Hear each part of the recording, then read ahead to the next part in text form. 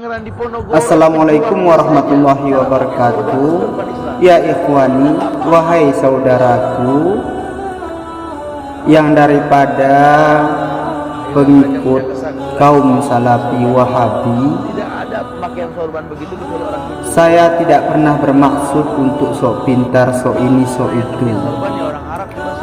Saya hanya berniat kita berdiskusi, dan kali ini yang memang mengajarkan ataupun yang akan memberi nasihat bukan saya ya, tapi memang seorang yang alim nantinya. Jadi sebelum kita mendengarkan nasihat daripada Habib tersebut, terlebih dahulu kita ada berbincang sedikit juga, yaitu tujuan kita di sini adalah untuk mengingatkan kawan-kawan bahwasanya ilmu agama ini luas. Dan apabila ketika berbicara agama itu diibaratkan dengan yufaqihu fiddin. Arti yufaqihu ini artinya memang betul-betul menguasai agama ini. Jangan cuma sekedar secara garis lurus. Bukan berarti kalau sudah ada dalilnya berarti sudah betul. Belum tentu, karena dalam dalil itu harus kita pelajari lagi yang namanya ada dalil, ada madlul, ada mustadlil dan lain sebagainya. Tapi yang saya sampaikan itu ilmu ya, bukan ngoceh. Nanti dibilang kita ngoceh, padahal kadang kawan-kawan nggak tahu apa itu istidlal, mustadlil dan lain sebagainya. Padahal itu memang ilmu usul fiqh yang kita sampaikan kawan-kawan. Jadi kita tidak pernah ya mencari viral atau ini lain sebagainya, tapi tujuan kita memang ingin menjalankan sunnah Rasulullah, supaya jangan kita biarkan saudara-saudara kita yang mereka tersesat dalam pemahaman yang sangat sempit sekali. Padahal ilmu Allah, ilmu agama yang Allah turunkan kepada baginda Rasulullah SAW itu sangat luas sekali. Jadi kita di sini hanya untuk menjalankan sunnah supaya kita mencintai sesama saudara. Jangan nanti misalkan saya berada ataupun mengikuti jalan salafus saleh, saya sudah mengikuti manhaj salaf yang sesungguhnya dalam paham ahlu sunnah wal jamaah yang sesungguhnya. Lantas saya membiarkan kalian itu terombang-ambing dalam pemahaman yang memang menyalahi dengan ulama salafus saleh. Kalau saya membiarkan itu bermasalah saudaraku, karena saya sudah pernah menyampaikan apa kata baginda Rasulullah SAW, la yu'minu ahadakum hatta yuhibbu li akhihi ma yuhibbu li nafsi. Belum dikira kamu itu beriman. Kapan kalau kamu sudah dikira beriman? Kalau kamu mencintai saudaramu, laksana engkau mencintai dirimu sendiri. Bagaimana kita mencintai diri sendiri? Ya, kita akan berusaha dalam bidang itikad atau paham. Tentu kita akan berusaha di jalan yang lurus. Nah, ketika kita sudah mengikuti jalan yang lurus sesuai dengan manhaj salafus saleh yang sesungguhnya, nggak mungkin kita biarkan ada saudara kita yang mereka merasa dalam manhaj salaf tetapi tidak sesuai dengan salafus saleh. Kalau kita bersifat demikian, berarti Nabi mengatakan itu dalam kategori la yu'minu, belum beriman. Makanya saya hanya ingin mengingatkan supaya kita mari belajar. Ini yang saya tautkan video kali ini, bukan saya yang memberikan komentar kepada kawan-kawan, kepada antum sekalian ya, tapi ini memang ada seorang yang memang betul-betul alim, bukan cuma silsilah keilmuannya sampai ke Rasulullah, akan tetapi silsilah nasabnya, keturunannya juga sampai kepada Rasulullah SAW. Mari kita simak. Nanti terakhir ada penjelasan daripada Habib. Kita simak dulu juga penjelasan daripada ustadz-ustadz yang katanya manhaj salaf. Kita simak ya, nanti kalian simpulkan sendiri, tulis di kolom komentar kawan-kawannya. Kita simak dulu, selamat mendengarkan. Anggaran di Ponorogo pejuangnya saja cara pakai sorban sudah bukan Islami. Kita nggak paham fashion gitu loh. Masya Allah. Ya, akhirnya mereka punya kesan inilah Islam dengan sorban begitu. Tidak ada pemakaian sorban begitu kecuali orang Hindu itu cuma kuning bajunya. Karena yang ngerti sorban ya orang Arab, cuma sih ke Arab lihat, ulama lihat, kita tahu. Di kita sorban ada yang begitu kayak orang Hindu, ada yang di pundak kayak serbet. Betul.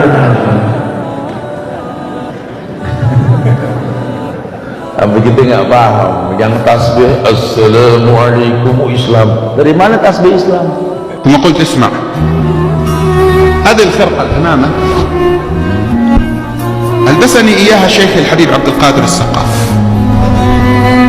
وألبسه خرقته بسنده أبوه أحمد بن عبد الرحمن السقاف، عن شيخه علي بن محمد الحبشي، عن شيخه أبي بكر بن عبد الله العطاس، عن شيخه الحسن بن صالح البحر الجفري، عن شيخه عمر بن سقاف الصافي السقاف، عن شيخه الحسن بن علي الجفري، عن شيخه أحمد بن زين الحبشي، عن شيخه عبد الله بن علوي الحداد، عن شيخه عمر بن عبد الرحمن العطاس، عن شيخه الحسين بن الشيخ أبي بكر بن سالم، عن شيخه الفخر الشيخ أبي بكر بن سالم، عن شيخه شهاب الدين الأكبر، عن أبيه عبد الرحمن بن علي، عن أبيه علي بن أبي بكر، عن أبيه أبي بكر بن عبد الرحمن السقاف، عن أبيه محمد بن علي مولى الدويلة، عن أبي علي بن محمد، عن أبي علي بن علوي، عن أبي علوي الغيور، عن أبيه محمد الفقيه المقدم والأستاذ الأعظم، عن أبيه علي، عن أبيه محمد صاحب مرباط، عن أبيه علي خالع قسم، عن أبيه علوي، عن أبيه محمد، عن أبيه عبيد علوي، عن أبيه عبيد الله، عن أبيه أحمد المهاجر، عن أبيه عيسى النقيب، عن أبي محمد جمال الدين النقيب،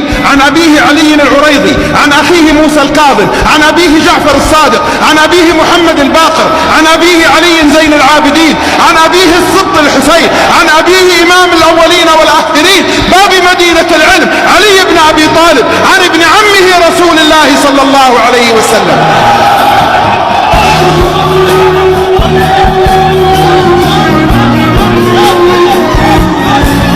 قلت له كل هذا السند آل البيت، سلسلة من الذهب، كل من فيها من آل البيت. قلت له اسمع، الخرقة التي نلبسها سندها متصل بآل البيت.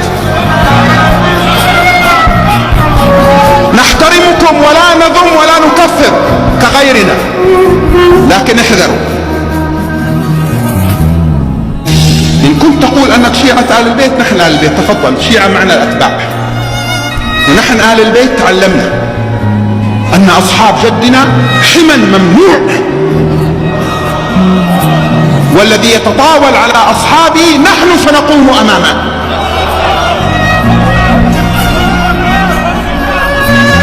وأقسم بالله العظيم أن من يتطاول على سيدنا أبي بكر أو سيدنا عمر أو على أحد من الصحابة أشد عندي ممن يتطاول على أبي وأمي وجدي وجدتي. لا يزايدن أحدا علينا في أصحاب رسول الله، لا باسم أهل البيت ولا باسم السنة، هذا منهج ليس فيه عبث. Bagaimana antum sudah menyaksikan, bukan?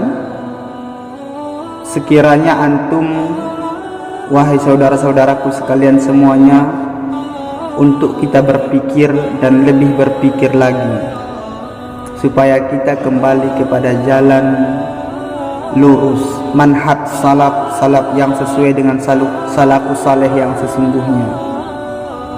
Jangan nanti kita sudah mengira kita sudah berada dalam manhaj salaf, padahal pemahaman kita tidak sesuai dengan salafus saleh yang sesungguhnya.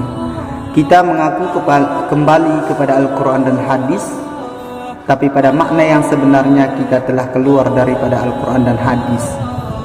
Contohnya, kita memaknai Al-Quran hanya secara zahiriyah. Para ulama mengatakan salah satu penyebab dari kekufuran adalah memaknai ayat Al-Quran dengan secara zahiriyah, secara lahirnya saja. Artinya tanpa referensi, tanpa kitab-kitab tafsir dan lain sebagainya, itu bisa membawa kekufuran.